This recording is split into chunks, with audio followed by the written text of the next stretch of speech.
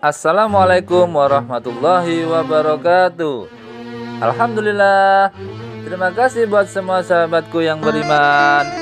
Terima kasih ya telah berkunjung di Usria Channel. Semoga kalian semua senantiasa diberi kesehatan dan diberikan keberkahan di setiap rezekinya. Amin amin ya rabbal alamin. Kami sudah menyiapkan kisah wahai sahabatku. Tentunya kisah yang penuh dengan hikmah. Kisah kali ini adalah kisah Abu Nawas memberikan hadiah spesial buat orang yang pelit. Mari kita mulai kisah penggeli hati ini. Dikisahkan, Abu Jahil tinggal berdekatan dengan rumahnya Abu Nawas. Abu Jahil ini terkenal sangat-sangat pelit. Abu Jahil terbiasa memanfaatkan barang orang lain, termasuk meminjam keledai miliknya Abu Nawas. Karena saking seringnya meminjam keledai, Abu Nawas sampai berkata, "Hai Abu Jahil, ambil saja keledai ini untukmu. Anggap saja sebagai hadiah spesial dariku." Hal ini dilakukan oleh Abu Nawas karena melihat tetangganya yang sangat pelit itu berkali-kali sering meminjam keledai. Hobinya hanya meminjam saja. Sepertinya tak ingin memiliki keledai sendiri.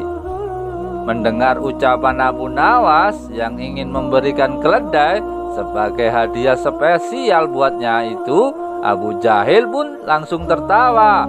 Hahaha, hahaha. Kenapa aku harus memiliki keledai, Abu Nawas? Aku hanya perlu mengambilnya saja ketika perlu atau butuh. Jadi kan aku tidak usah repot-repot menanggung biaya makannya, balas Abu Jahil sambil tertawa. Begitulah sifat Abu Jahil. Karena saking pelitnya, Abu Jahil sampai tidak mau memelihara keledai sendiri. Lebih baik meminjam keledai, kan enak, tidak perlu merawat dan memberi makan.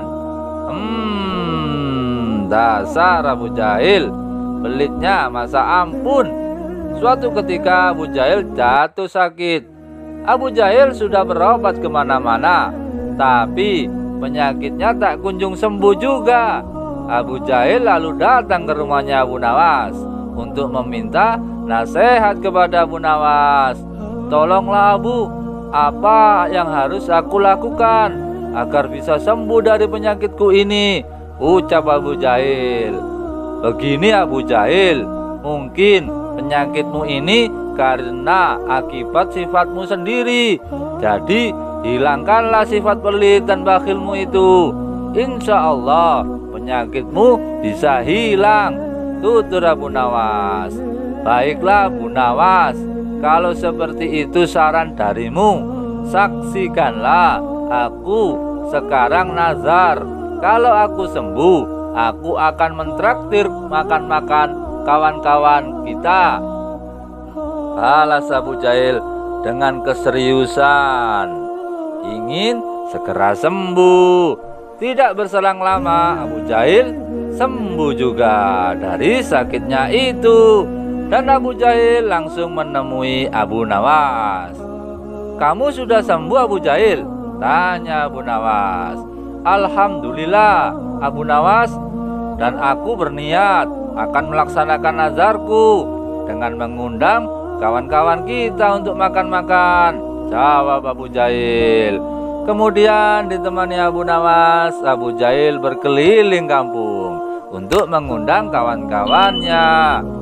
Setelah malam tiba, kawan-kawannya sempat ragu untuk datang ke undangan Abu Jahil, sebab mereka tahu bahwa Abu Jahil sangatlah pelit.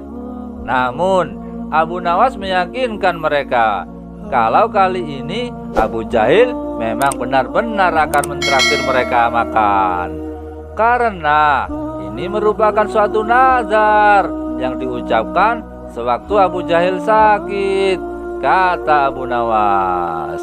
Mereka pun percaya dan bersedia mendatangi undangan Abu Jahil.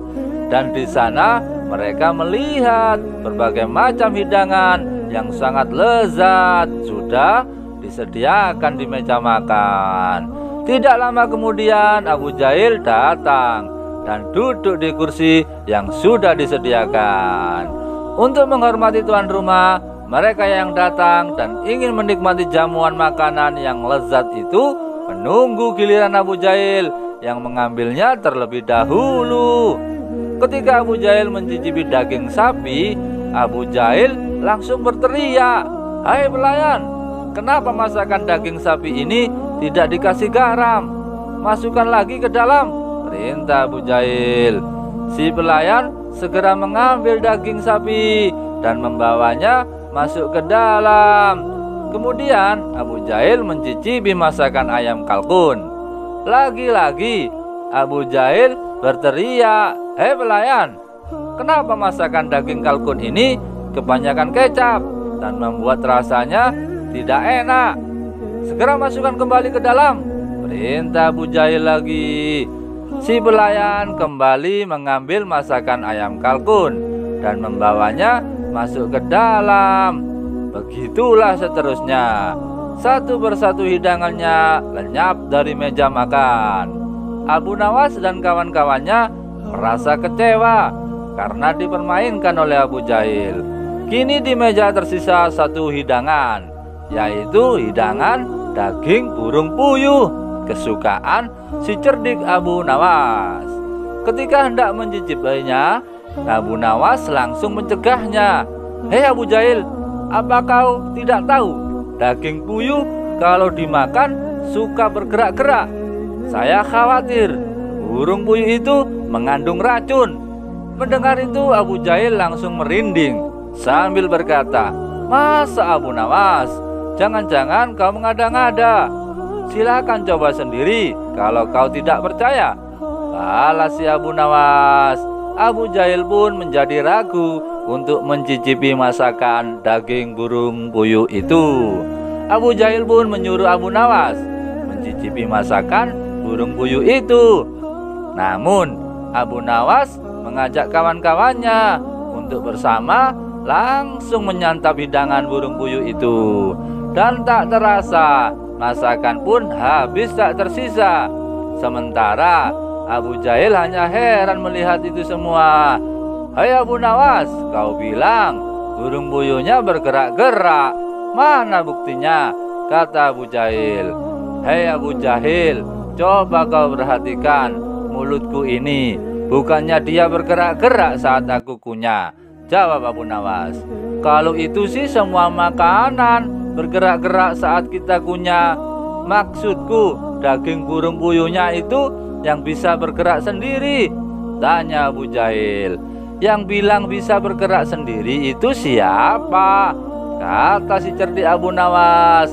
"Kan aku bilang daging puyuh kalau dimakan bisa bergerak-gerak," sambung Abu Nawas. Akhirnya setelah selesai menyantap hidangan burung puyuh itu, Abu Nawas dan kawan-kawannya pulang dengan keadaan perut yang sudah kenyang. Sementara Abu Jahil dengan sifatnya yang pelit itu merasa rugi karena memberikan makanan kepada Abu Nawas dan kawan-kawannya. Kalau orang pelit memang harus disiasati biar kapok, kata Abu Nawas kepada kawan-kawannya. Dan mereka pun tertawa bisa mengerjai si Abu Jahil yang sangat pelit itu. Wallahu a'lam bishawab. Bagaimana sahabatku? Semoga kalian semua bisa mengambil hikmahnya ya dari kisah ini. Kisah Abu Nawas memang seakan tidak pernah habis untuk diceritakan, dan banyak pelajaran yang bisa kita ambil dari kisah si cerdik Abu Nawas ini. Oke sahabatku, lebih dan kurangnya mohon dimaafkan ya. Yang benar datangnya dari Allah Subhanahu wa taala. Keliru, salah atau khilaf itu datangnya dari diri saya pribadi yang sebagai manusia biasa baik sahabatku. Sampai ketemu lagi ya di kisah inspiratif yang penuh dengan hikmah selanjutnya. Oke sahabatku semuanya, yang belum subscribe jangan lupa subscribe ya. Mari kita sama-sama sebarkan kebaikan di seluruh dunia. Oke sahabatku, tetap semangat, semoga bermanfaat, dan jangan lupa bersalawat. Assalamualaikum warahmatullahi wabarakatuh.